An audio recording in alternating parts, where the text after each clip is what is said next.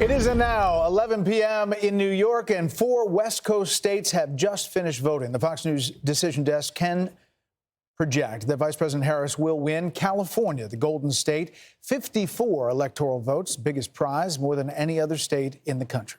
And Fox News can also project that Harris will win Oregon, adding 8 more votes to her Electoral College vote. Harris will also win Washington, another reliably Democratic northwestern state. But the former president will win Idaho's 4 electoral votes. So as we see the race to 270, it's now 216 to 193.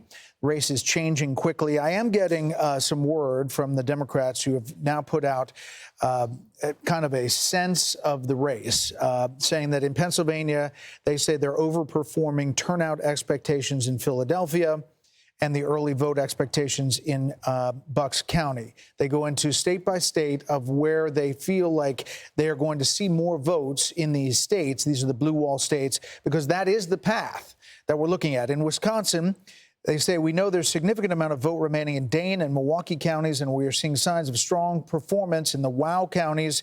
We just have partial data. We don't expect complete results from Wisconsin until tomorrow morning between 3 a.m. and 5 a.m. We shall see.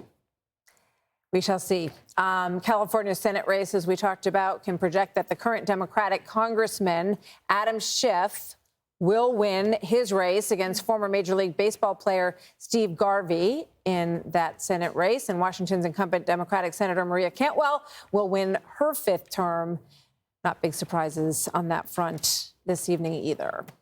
So here's the balance of power in the Senate: 49 for Republicans. The majority is 51. They have flipped 1 seat, 42 for the Democrats, as we wait for a number of these big Senate races to be called. Ohio, Montana, Pennsylvania, all will really dictate the future of the Senate. And Michigan. Let's bring in our panel: Britt Hume, Dana Perino, Harold Ford Jr. They've been here for a while. Kevin O'Leary, Jessica Tarloff, and Ben Domenech. Jessica, are you surprised?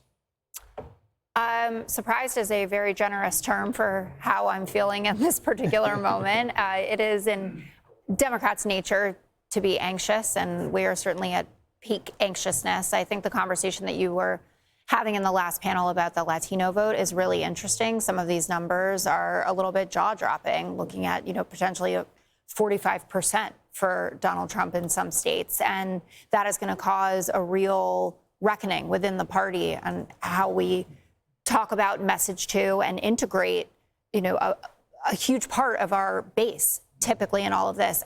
I would say, though, that the campaign and people that I've been speaking to have said nothing has been called.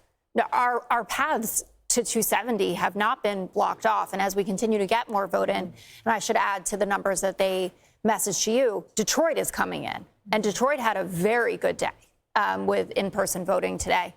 And the suburbs of Atlanta outperforming where Biden was there. One point of concern is that she's not doing as well in the rural areas as Biden did.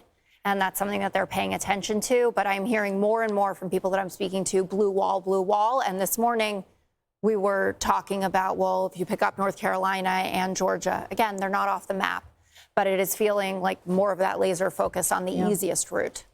Ben, welcome, first of all. Good to see you tonight. I'm sitting here thinking about the rethink that Republicans went through after Mitt Romney lost. And they did this huge analysis of what was going wrong with the Republican Party and why they weren't reaching Hispanic voters, why they couldn't reach working class voters, why they weren't bringing in more women. And it really is stunning when you think about that. That was Mitt Romney's loss. And it appears that the person who has changed that calculus dramatically is Donald Trump. Well, they called it an autopsy at the time, and I think it's turned out to be an autopsy for a party that was dead. And I think that Donald Trump has done something incredible in resurrecting it with a new coalition that, a lot of people never thought Republicans were going to be able to reach, that they weren't going to be able to cut through a lot of these different fundamental problems that people thought were there in order to reach these different sets of the electorate. And look, I think the big question they have to be asking is how much of that is tied to Donald Trump himself and how much of it is something that the Republican Party going forward can build on.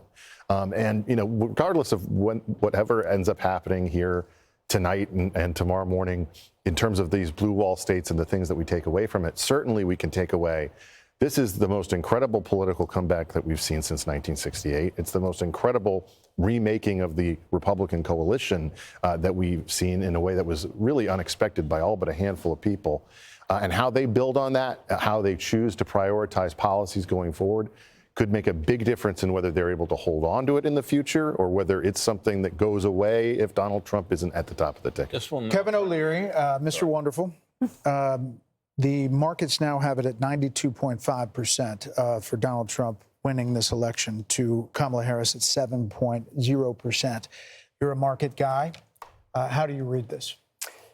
I'm going to stay on this theme for a moment and call this perhaps the greatest night the Democratic Party can ever have if they lose. And let me explain that. I was very troubled just over 100 days ago when they circumvented the democratic process and anointed somebody. The analogy is easy to a Super Bowl.